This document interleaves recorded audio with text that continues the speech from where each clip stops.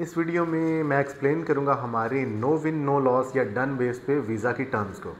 अब बहुत से स्टूडेंट्स जो हैं मेरे पास आते हैं और वो उन्हें ये लगता है कि डन बेस पे या no win loss no loss में हम उनकी वीज़ा फ़ी, उनकी यूनिवर्सिटी फ़ी, सारे अरेंजमेंट्स जो है वो हम करेंगे और अपॉन देयर वीज़ा ग्रांट वो सारी अमाउंट हमें पे करेंगे।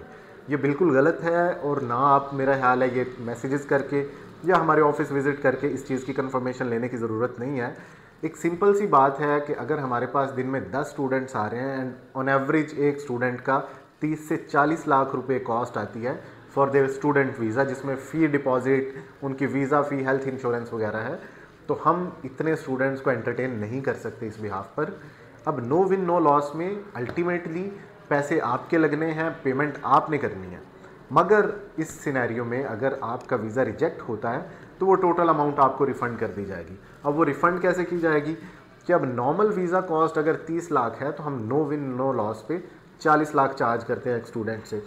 अब उसी के अगेंस्ट अगर एक स्टूडेंट का रिजेक्ट हो जाता है तो उसको जो रिजेक्शन की कॉस्ट है वो 2 से 3 लाख, जिसमें उसकी एम्बेसी फ़ी, उसकी इंश्योरेंस और उसकी जो बैंक स्टेटमेंट की फ़ी है वो हमें रिफ़ंड करना होगी।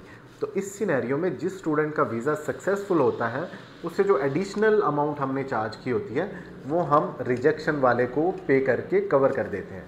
तो इस सिनेरियो में इस तरह से हम नो विन नो लॉस के वीज़ाज़ को प्रोसेस करते हैं। तो अगर आप नो विन नो लॉस या डन बेस पे वीज़ा को कंसीडर करना चाह रहे हैं तो ये बात अपने माइंड में रखें कि टोटल फ़ी, आपकी एम्बेसी फ़ी, हेल्थ इंश्योरेंस, सब कुछ आपने पे करना है। बट इन केस अगर आपकी रिजेक्शन आती है तो हम आपको आपकी टोटल अमाउंट रिफ़ंड करेंगे। Thank you.